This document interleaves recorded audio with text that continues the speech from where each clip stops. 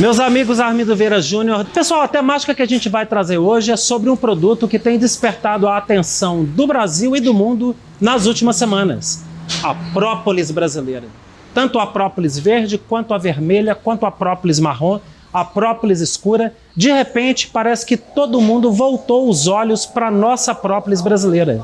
E se você acha que essa temática te interessa, vem com a gente que vai ser muito legal, que a gente vai falar sobre os processos de produção, o que é própolis de qualidade, o que é própolis de qualidade inferior, e entender como é que funciona toda essa relação da própolis com o organismo humano, como que você vai ter as condições de caracterizar uma própolis de boa qualidade para você vender, tanto na forma da matéria-prima bruta, quanto na forma do extrato de própolis para você realizar a venda para o mercado. Pessoal, a própolis brasileira, ela surgiu no mercado enquanto um produto de valor comercial no final dos anos 80, né? No final dos anos 80, ela começou a ter um impulso muito grande na exportação dela para os países asiáticos. Nos anos 80, o Brasil ele sediou uma Apimôndia. A Apimôndia é o Congresso Mundial de Apicultura. Ele aconteceu no Rio de Janeiro e reuniu mais de 5.000 apicultores, donos de empresa, pesquisadores do mundo inteiro, reuniram no Rio de Janeiro, onde tiveram a oportunidade de tomar contato com a apicultura brasileira. E ali,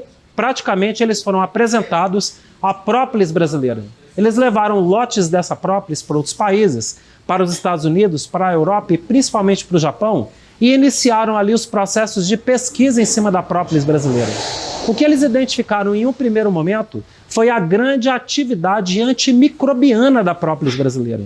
Ali por volta dos anos 80, todo esse conjunto de pesquisas nasceram referendando a própolis brasileira nas atividades biológicas contra bactérias, contra fungo, contra levedura, contra vírus, e isso levou o mundo inteiro a abrir os olhos para a própolis brasileira. No final dos anos 90, surgiram pesquisas muito aprofundadas não só sobre a atividade antimicrobiana da própolis, mas também sobre a atividade antitumoral da própolis brasileira, em especial a própolis verde do alecrim do campo. Isso levou o Japão, principalmente, Japão, China e Coreia, mas principalmente Japão, a importar quantidades cada vez maiores de própolis vindo do Brasil para o atendimento ao mercado japonês, sendo que aquela população consome muita própolis. O japonês, ele come muita própolis, ele faz uso de própolis na forma de vinagre de própolis para poder temperar alimentos, temperar saladas. Ele faz uso do extrato alcoólico de própolis, do extrato aquoso da própolis, principalmente usando esse produto com o objetivo de prevenir doenças, não só do ponto de vista antimicrobiano, ou seja, prevenindo ali bactérias, fungos, leveduras, eliminando esses micro-organismos, mas principalmente também fazendo a eliminação de células doentes que pudessem levar ao surgimento de tumores no organismo. A população japonesa, ela tem uma incidência muito grande de câncer entre a população. Por quê? Eles vieram ali praticamente de duas guerras mundiais, a Primeira e a Segunda Guerra Mundial. A Segunda Guerra Mundial, onde eles sofreram ainda o impacto ali das bombas atômicas que caíram no Japão. Essas bombas atômicas, elas levaram a uma alteração, querendo ou não, de tudo aquilo que o japonês come, de tudo aquilo que ele bebe, a água contaminada, os alimentos contaminados, e isso levou a um aumento muito grande da população japonesa com incidência de câncer, com incidência de tumor. E querendo ou não, a população japonesa, desde então, ela vem procurando e sempre pesquisa em todo o mundo produtos e alimentos que possam levar a uma redução desse processo tumoral e também dos processos infecciosos. A gente não pode negar que todo processo infeccioso ele sempre é acompanhado de algum tipo de infecção, uma infecção pulmonar, uma infecção renal, uma infecção do fígado, uma infecção dos sistemas orgânicos diversos. Então, o uso da própolis ele entrou no consumo da população japonesa no sentido de reduzir esses processos inflamatórios e também otimizar o processo de proteção, de defesa, de prevenção dos surgimentos dos tumores junto à população japonesa. Para ver de perto esse interesse dos japoneses na própolis verde, vamos sair do Brasil e ir até o outro lado do mundo.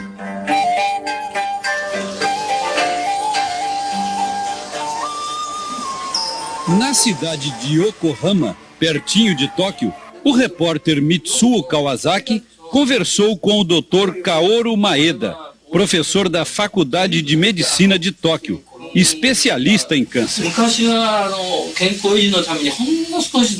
A primeira vez que usei a própolis no tratamento do câncer foi há 25 anos. Nós tínhamos vários pacientes sendo submetidos ao tratamento de quimioterapia. Receitamos própolis a apenas 2 deles. E, para nossa surpresa, só os 2 pacientes que tomaram a própolis não apresentaram os efeitos colaterais comuns da quimioterapia, como queda de cabelo e perda de resistência do organismo. Mas nós não receitamos de qualquer jeito. Antes, fazemos o teste de ressonância molecular e entramos com uma dieta alimentar para aumentar a resistência imunológica do paciente. É nessa dieta que entra a própolis verde. Ela não é remédio, mas se você me perguntar onde ela age, eu vou dizer que ela ataca as células do câncer e mata as bactérias e vírus que aparecem junto com os tumores. Com esse método, nós tratamos de vários tipos diferentes de câncer e conseguimos a cura de mais de 90% dos casos. Aos pés do Monte Fuji, na província de Yamanashi, na região central do Japão, vive o professor Hirofumi Naito, membro da Sociedade Japonesa de Apiterapia, ciência que usa os produtos das abelhas na cura de doenças. Além da própolis, o professor Naito usa veneno de abelha.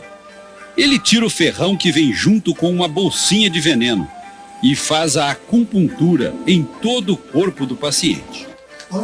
O Dr. Naito nos ajudou a entender melhor por que os ácidos do grupo dos terpenos, presentes na própolis verde do alecrim, combatem o câncer. Ele explica que de uns 15 anos para cá, a causa de várias doenças dos seres humanos tem sido atribuída à oxidação das células. E cita como exemplo o câncer de estômago e de fígado. Muitos produtos naturais são eficientes no combate aos radicais livres, que causam essas oxidações das células, diz ele. São os chamados antioxidantes. Mas nenhum deles, até agora, mostrou maior eficiência que a própolis verde. O seu Shuzo Asumasa é um dos pacientes do professor Naito. Ele diz que tem câncer de próstata e que a própolis tem ajudado muito seu organismo a resistir ao tratamento quimioterápico. Estou me sentindo bem, diz ele. Até agora nem perdi os cabelos. A senhora Setsuko Kobayashi é fã incondicional da própolis brasileira. Ela diz que toma 2 cápsulas por dia para um tratamento de asma. Estou ótima, diz ela. E acrescenta que várias pessoas de sua família fazem uso da própolis brasileira para combater outro mal, o envelhecimento precoce. Ali por volta do final dos anos 90, surgiu em Minas a fundação da CONAP, a Cooperativa Nacional de Apicultura, e ali foi fomentado a exportação legal da própolis do Brasil. Até então, a própolis que saía do Brasil, ela saía com uma documentação de venda de cera de abelha. Então ali, meados ali de 94, 95, 96, o grosso de própolis que saiu do Brasil saiu com documentação de cera de abelhas. Quando foi fundada a CONAP, que ela deteve por vários anos praticamente a exclusividade de exportação de própolis para o Japão, ali que as documentações de exportação saíram na forma de própolis. E claro, toda a própolis brasileira, principalmente a verde do alecrim do campo, ela tomou rumo em praticamente laboratórios do mundo inteiro, universidades do mundo inteiro, que passaram a pesquisar a própolis verde do alecrim do campo, a própolis verde de Minas Gerais, no combate não só a micro-organismos, como também processos tumorais diversos. A conversar com o exportador César Ramos Júnior, que há 16 anos vende uma outra própolis, a verde, para esses compradores. O que os japoneses fazem com a própolis vermelha? Ainda está em estudo, né? Na verdade, eles estão levando essa própolis para lá e ainda não se sabe o que eles vão produzir. Não sabemos o que vai ser produzido. E, na verdade, ainda são em escala muito pequena. Vamos se dizer que hoje ainda é em escala a nível de pesquisa. E os japoneses estão mais avançados do que os pesquisadores Não. brasileiros? Acredito que não. Pelo menos pela forma que eles se comportam, acho que não. Meados do início dos anos 90, um professor da Unicamp, o professor Yong-Won Park, professor Park da Unicamp, do Departamento de Alimentos, Departamento de Nutrição da Unicamp, ele fez pesquisas com grupos de própolis brasileira, onde ele reuniu grupos dessas própolis do Brasil inteiro e começou a reunir essas própolis de acordo com as substâncias químicas presentes nela. Ele fez ali análises dela de cromatografia líquida e gasosa, onde ele identificou picos de substâncias químicas dessas própolis e reuniu esses grupos de própolis de acordo com as características dela, no sentido de determinar grupos de própolis distintos no Brasil. O professor Park, ele conseguiu identificar 13 grupos de própolis, onde ele nomeou desde a própolis chamada de G1, G2, G3, G6, G7, G10 até o grupo G13. E aí, de acordo com esses grupamentos de própolis, as indústrias de exportação de própolis passaram a adotar esses grupos de própolis, esse trabalho do professor Park, como meio de você determinar uma característica específica para cada grupo de própolis no Brasil e, com isso, otimizar a exportação de própolis. Esse trabalho do professor Park, ele conseguiu identificar alguns grupos de própolis que chamaram bastante a atenção no que diz respeito à atividade biológica deles. Um desses grupos, logicamente, é a própolis verde do alecrim do campo, que é produzida basicamente no centro-sul de Minas, na região da Serra do Mar, no estado de São Paulo, adentrando ainda o norte do estado do Paraná. É ainda observado na região do centro-oeste mineiro, na região do sudoeste do estado de Goiás e no entorno de Brasília, ali no entorno do Distrito Federal, onde a gente encontra a resina do alecrim do campo e a abelha coletando essa resina para a produção dessa própolis. Zé Francisco, mostra para a turma aqui o que é o alecrim do campo, que muita gente não conhece, né? Chega perto dele aí para mostrar para a turma. Aqui, ó. Esse é o famoso alecrim do campo, que produz a nossa própolis verde. Olha aqui os brotinhos. É pena que não tem abelha. Tem uma abelha aqui. Tem uma abelha aí? Rapaz, tem abelha visitando ali, ó. Tem uma abelha aqui sim, Júnior.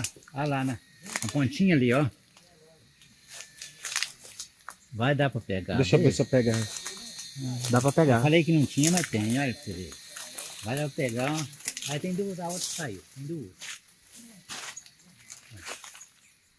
Pode esperar aí. Rapaz, ela tá puxando o própolis mesmo daqui, hein? Aqui, ó. Tá. Aqui, Júnior. Rapaz, elas estão fervendo aqui no alecrim, moço. E tem mais aqui, quer ver?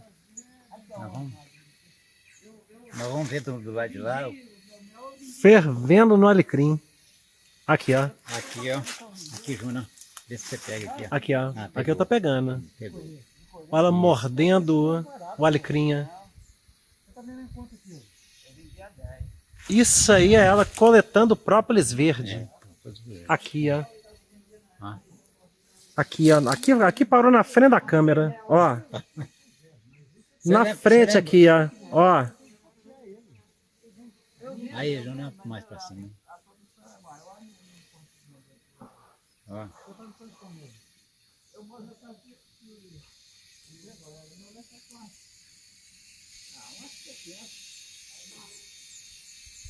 Lindo demais, né, cara? É.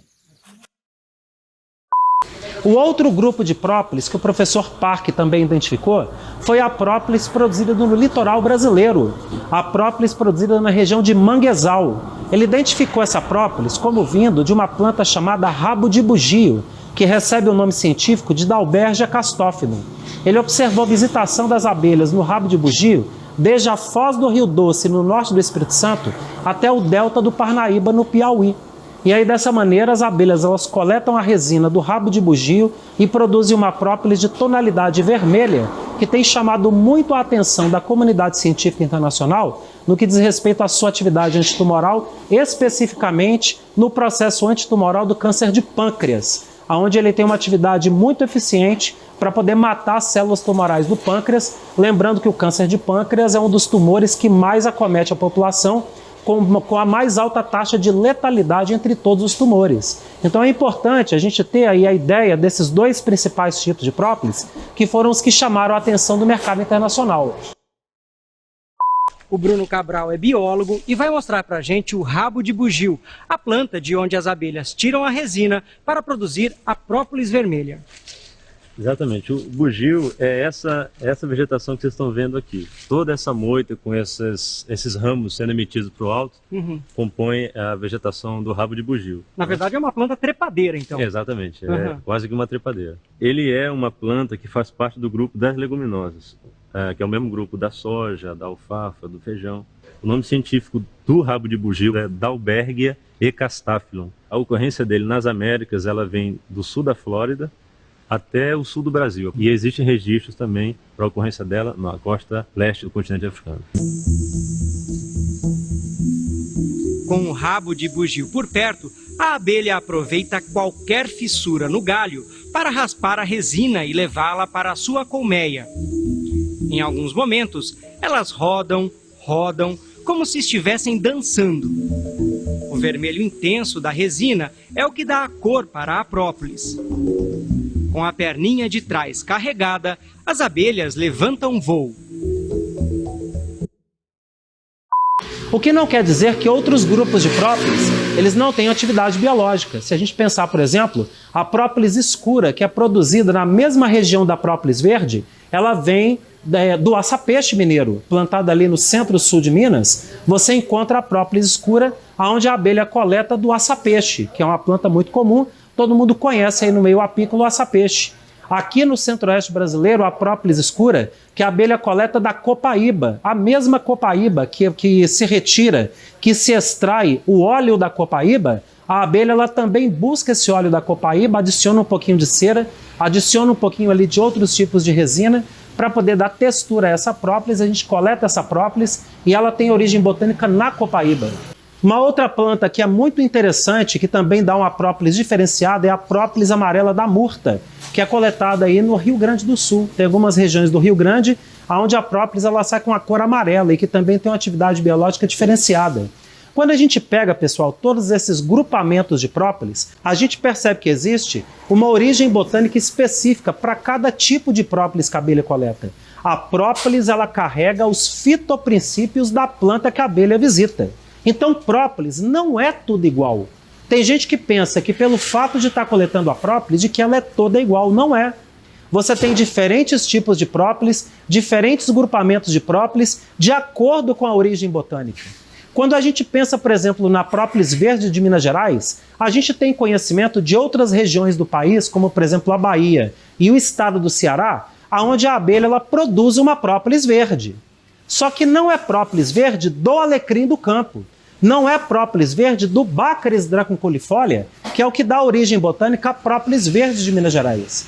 Isso a gente consegue descobrir facilmente quando é feita uma análise da própolis e que a gente identifica ali os picos cromatográficos dos principais grupamentos de substâncias da própolis verde. Quando a gente pensa que grupamentos de substâncias são esses, a gente pensa, por exemplo, nos terpenoides. Os terpenoides é um grupamento de substâncias que tem na própolis verde, que são os principais grupamentos que têm atividade antitumoral. A gente pensar, por exemplo, nas pinobanxinas, substâncias do grupo das pinobanxinas, também estão presentes na própolis verde. Quando a gente pega a própolis da Bahia ou própolis do Ceará de tonalidade verde, ela não possui essas substâncias com esses picos cromatográficos. Então, dessa maneira, ela não é própolis verde do alecrim. É importante que seja própolis verde do alecrim. Se a gente pensar, por exemplo, tem apicultores que estão coletando própolis vermelha no Mato Grosso. Mas não é própolis do rabo de bugio, tem que ter pico cromatográfico do rabo de bugio. Então não basta a própolis ser verde, tem que ser verde do alecrim do campo, tem que ser vermelha do rabo de bugio, tem que ser escura da copaíba, tem que ser a própolis marrom do sul do Brasil, vindo das vegetações de pinheirais do sul do Brasil. Então cada própolis ela carrega os fitoprincípios da planta que a abelha visita. De maneira geral, a própolis brasileira, até aquelas que ainda não têm identificação de origem botânica, elas possuem uma atividade antimicrobiana muito elevada, muito boa. Os grupos de própolis todos do Brasil, todos eles, em sua ampla maioria, têm atividade antimicrobiana contra bactérias, contra fungos, contra leveduras, contra vírus, contra outros tipos de micro-organismo, e a própolis ela vai ter atividade matando aqueles micro-organismos, ou seja, elas conferem uma proteção muito boa ao organismo humano. Itapecerica tem 20 mil habitantes. Fica a 200 quilômetros de Belo Horizonte. Junto com outros 3 municípios vizinhos, essa região produz 30 toneladas de própolis por ano. Repare na cor. É tudo própolis verde, produzida pelas abelhas com a resina do alecrim do campo. O maior produtor de Itapecerica é Adomar Carvalho, criador do coletor de própolis inteligente, mais conhecido como CPI.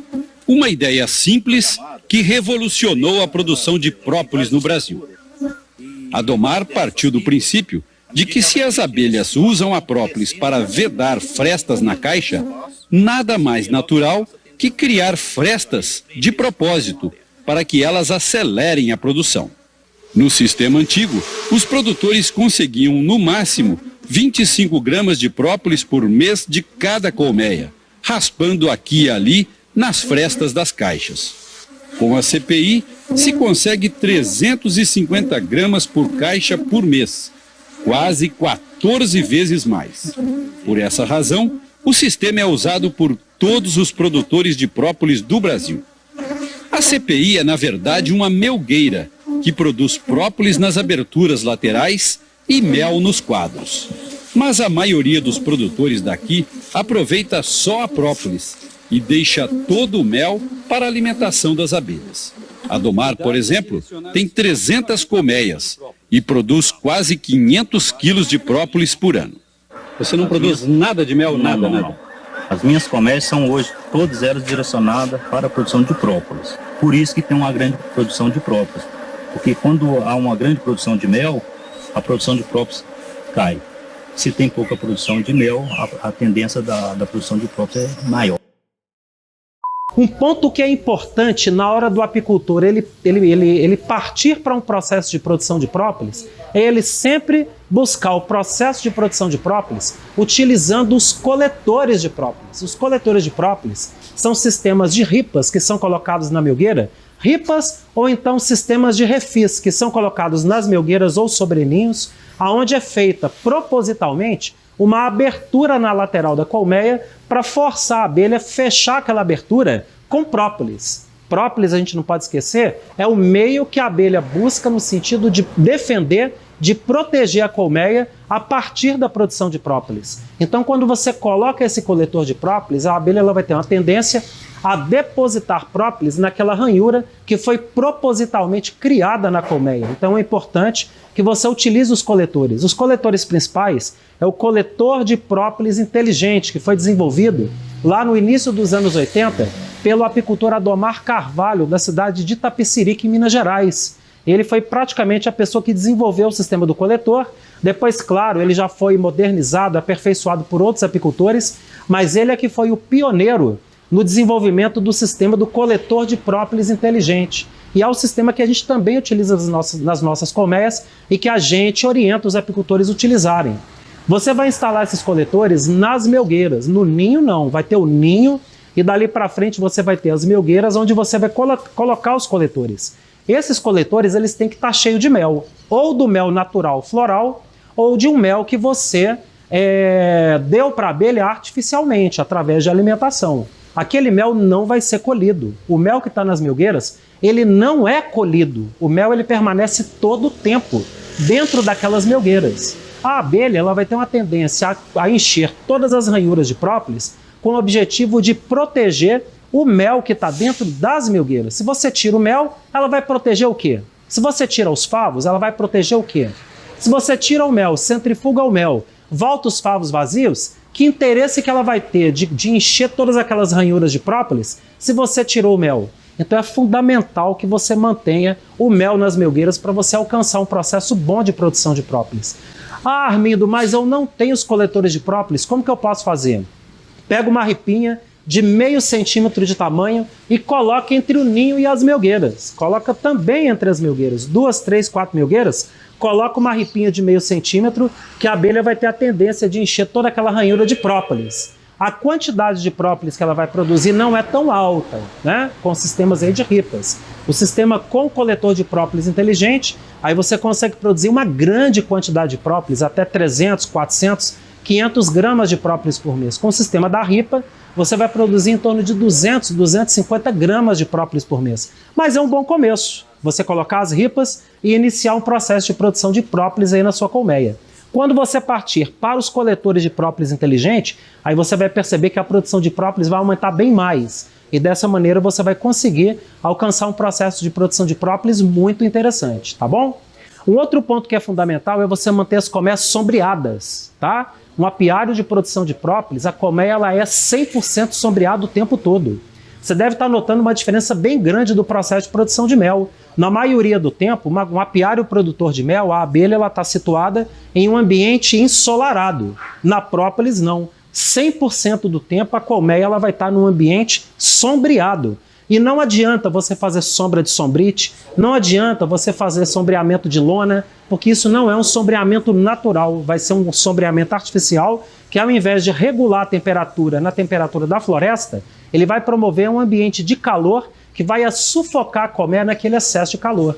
Então você precisa fazer esse processo colocando a colmeia num sombreamento de floresta, não esqueça disso. Um outro ponto importante é que o processo de produção de própolis, ele acontece sempre nos períodos chuvosos. Por exemplo, a gente está entrando aqui agora no sudeste e centro-oeste brasileiro, no período da seca, praticamente do mês de maio até o mês de outubro não chove. Nesses meses não produz própolis. A planta ela fecha os poros dela, a planta ela perde a folhagem dela, o broto da planta deixa de produzir novas folhas. Então a planta não solta resina. Se ela soltasse essa resina, ela perderia a umidade para o ambiente e a planta acabaria morrendo.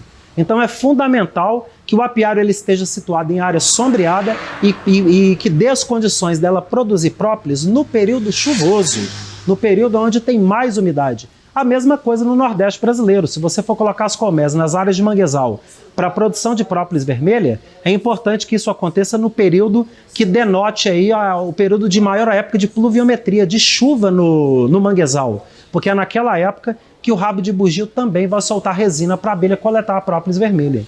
Quando você toma esses cuidados, você vai conseguir fazer uma coleta de própolis muito interessante, muito bacana.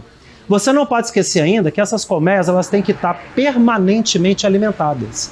Como o período de produção de própolis ele acontece no período de umidade, no período de chuva no sudeste e centro-oeste brasileiro, também no sul do Brasil, então você vai denotar a época que não tem produção de mel. Quando é a safra da própolis, é a entre-safra de mel. Quando é a safra de mel, é a entre-safra da própolis. Então uma colmeia em ritmo de produção de própolis ela tem que ser alimentada permanentemente.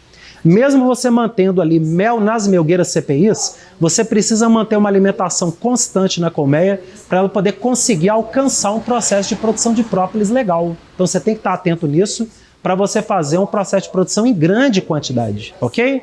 No ambiente seco, a abelha não vai puxar própolis. A gente está entrando, como eu falei, no período agora da seca e do frio. Se você mantiver processo de produção de própolis agora, além da abelha ela não puxar própolis, ela ainda pode morrer por conta do excesso de friagem que vai entrar para dentro da colmeia e isso vai constituir um problema para você, tá bom? Ainda tem o último ponto que para você conseguir produzir em grande quantidade a própolis na colmeia, é interessante que você coloque um número de colmeias grande no apiário.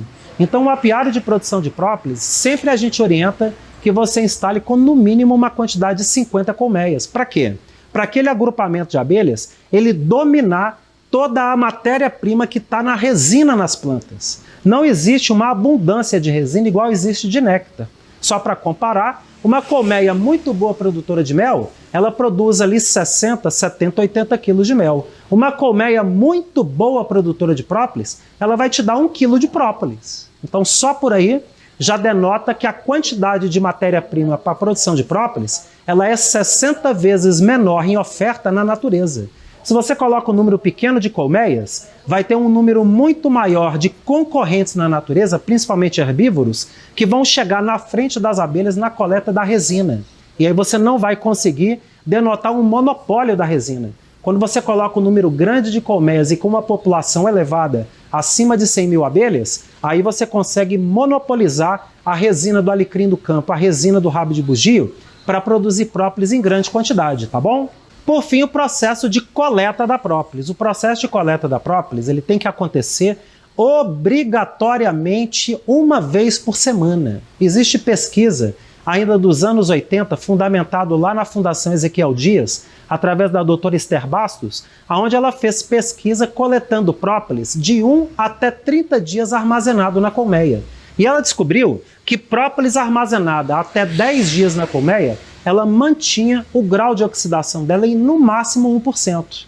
Quando passava de 10 dias, a própolis perdia a estabilidade na colmeia e começava a oxidar a própolis. Se a gente vê muita própolis de muito produtor, a gente vai ver que essa própolis tem muito aspecto de ferrugem, de própolis envelhecida.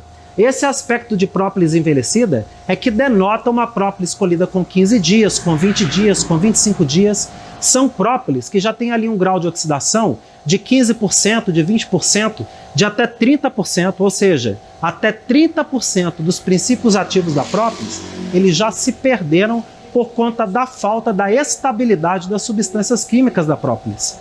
Até uma semana, quando você coleta essa própolis, ela permanece uma própolis nova, uma própolis fresca. Essa própolis você vai coletar lá do coletor de própolis e vai armazenar no freezer. Você não pode armazenar na geladeira. A geladeira, ela não confere uma boa proteção à sua própolis colhida, ok? Você precisa armazenar em freezer. Colocar em saco plástico, aqueles de gramatura grossa, saco plástico virgem que nunca teve contato com outro produto, e você vai armazenar no freezer. A gente já recebeu muita própolis de apicultor embalada em jornal. Isso é um problema seríssimo. Por quê? Porque o chumbo que está ali presente na tinta do jornal, ele passa para a própolis. E o chumbo é um metal pesado. Um metal pesado que praticamente faz você perder toda a sua própolis. Então é importante que você armazene em sacos plásticos. Você também deve ter o cuidado de não armazenar em caixas de papelão. Quando você armazena sua própolis colhida em caixas de papelão, a caixa de papelão, querendo ou não, a maioria deles vem de refugos de papel de lixo reciclado, de papel reciclado. E ali substâncias químicas do papel reciclado vão passar para a própolis e vão caracterizar o quê? Um produto também contaminado. Então você, apicultor, tem que ter esses cuidados na hora que você proceder aí o processo de produção da própolis e armazenamento da mesma, tá bom? Quando você coleta a própolis, você vai coletar dentro de bandejas apropriadas. Aqui a gente tem aqui um lote de própolis, vou mostrar aqui para vocês, ó. Uma própolis com a tonalidade, inclusive, bastante esverdeada, tá? É uma própolis colhida com 7 dias. Muito bonita a própolis, muito boa a própolis. E essa própolis, ela é colocada nesses vasilhames, igual eu tô mostrando para vocês, é aqui, ó. Quando você termina a coleta, esse vasilhame, ele vai ficar ali no ambiente de varanda por 24 horas. Você não pode esquecer que a própolis ela sai da colmeia muito fresca, muito molhada. E se você não deixar ela no ambiente arejado, para poder perder aquele excesso de umidade dela, ela pode formar fungo e contaminar com fungo. Então você vai ter o cuidado de deixar ela no ambiente arejado, no ambiente de bastante ventilação por 24 horas, antes de levar ao freezer. Depois que você levou ao freezer, tira o máximo de ar do saquinho, fecha bem a boca do saco e guarda no freezer 5 graus negativos. Você fazendo isso, você vai estar ali protegendo e conservando as substâncias químicas que estão presentes na própolis e que fazem do produto esse produto diferenciado na hora do consumo humano, tá bom? São os cuidados que você tem que ter aí no processo de produção da própolis. Quando você for estabelecer um processo aí de produção do extrato de própolis, é importante que você utilize sempre o quê? Matérias-primas colhidas com no máximo 7 dias, de coletores de própolis, própolis limpa, né? A própolis ela não pode ter resíduos, pedaços de cera, pedaços de abelha morta, pedaço de favo. Tudo isso denota uma falta do controle de qualidade da sua matéria-prima. Você utilizar uma própolis fresca. Para você produzir um extrato de própolis a 11% de extrato seco total, ou seja, com 11% de concentração de própolis no álcool de cereais, você vai utilizar 300 gramas de própolis fresca, colhida aqui nesse padrão que a gente já mostrou para vocês, e adicionar em 1 litro de álcool de cereais a 96% de alcoolatura. Não precisa colocar no álcool 70%. A própolis ela tem mais atividade antibiótica, mais atividade antimicrobiana do que o próprio álcool 70. Então é desnecessário você utilizar o álcool 70. Você vai usar o álcool a 96%, 300 gramas mais 1 litro, colocar dentro de um vasilhame de vidro, um vasilhame virgem, né? Você vai colocar a própolis com álcool, 300 gramas mais 1 litro de álcool, fechar bem aquele vidro, passar um papel alumínio para proteger da luz, e aí você fazendo isso, você vai agitar esse produto dia sim, dia não, durante 60 dias. No final de 60 dias, você vai filtrar o extrato de própolis e vai obter o líquido que você depois vai envasar nos vidrinhos. Aqui tem a nossa própolis, aqui ó, o extrato de própolis comum, que é o da Copaíba aqui do Centro-Oeste, e o extrato da própolis verde, que vocês estão vendo aqui no vidrinho também, no frasquinho de 30 ml, o frasquinho de 20 ml da própolis de Copaíba e o frasquinho de 30 ml. É importante que no ato do envase do produto, você faça utilizando frascos de vidro âmbar. A gente vê muitos apicultores aí utilizando frascos de plástico, frascos de polipropileno transparentes. Meu amigo, você embalar um extrato de própolis em um frasco de plástico transparente, no final de uma semana, todas as substâncias biológicas que estão presentes no seu extrato já se perderam para a luz solar. Se você utilizar ainda, mesmo que seja o frasco de plástico PET âmbar, ele protege um pouco mais, mas também no final de um prazo ali de 30 a 40 dias você perdeu todas as substâncias da própolis que estão ali presentes. É importante que você utilize o quê? Que você utilize a própolis e envase no vidrinho o quê? No vidro mesmo. No vidro âmbar, com tampa, batoque, gotejador, né? Para você fazer um trabalho bacana e ter um produto ali de qualidade para você fornecer para o seu consumidor, ok? O consumo do extrato de própolis, pessoal, ele deve acontecer sempre na proporção de 1 gota para cada quilo de peso da pessoa para ela consumir diariamente, tá? Se a pessoa pesar, por exemplo, 50 quilos, ela vai tomar 50 gotas. Se ela pesar 80 quilos, ela vai tomar 80 gotas. Se ela pesar 30 quilos, ela vai tomar 30 gotas. Se for uma criança que está com infecção de garganta, ela pesa ali 10, 15 quilos, ela vai tomar 10, 15 gotas. 1 gota para cada quilo de peso. Sempre misturando na água, no suco ou no café. Só tem um produto que você não mistura extrato de própolis de jeito nenhum. Você nunca mistura extrato de própolis no leite, porque o leite ele inverte a quiralidade das substâncias químicas presentes na própolis, inativando as substâncias químicas da própolis. Então, leite, você não vai misturar própolis de jeito nenhum. Se você tomar própolis, inclusive na água, não toma leite logo em seguida não. Tem gente que toma própolis e depois toma copada de leite, perdeu a própolis. Você deu própolis para a criança, logo depois tem muita mãe que dá mamadeira para a criança, perdeu a própolis, não dá para dar, tá? Então você precisa dar na água, no suco ou no café, nunca no leite. Uma outra dúvida que principalmente mães têm muito grande é com relação ao extrato alcoólico e o extrato aquoso que é macerado na água. O extrato aquoso, meus amigos, que é macerado na água, ele não tem atividade antimicrobiana contra bactérias, fungos e leveduras. Ele vai ter apenas a atividade antioxidante de sequestrar radical livre. Então é importante, fundamental, que você utilize o extrato alcoólico para ter uma atividade biológica boa. O extrato aquoso ele vai ter uma atividade muito limitada. Ele não consegue solvatar as principais substâncias químicas da própolis que têm atividade biológica elevada, tá bom? Quando você faz isso, você está constituindo um produto de excepcional qualidade para o seu consumidor e que seguramente você deve oferecer. Pessoal, própolis é isso, meus amigos. Atividade antimicrobiana, atividade de proteção dos rins, atividade de proteção do fígado, atividade de proteção do pulmão, atividade imunomodulatória para quem tem pressão alta ou então para quem tem pressão baixa.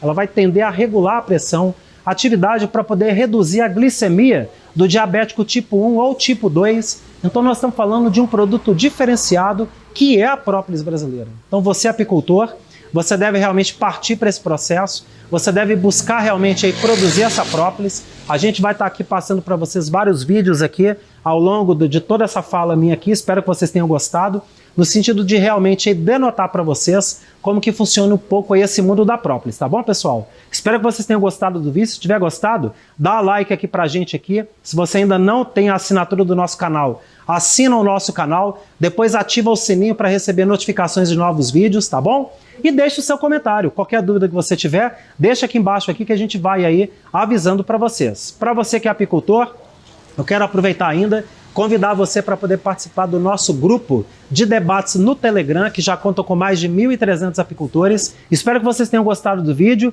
Um fraterno abraço a todos e até breve.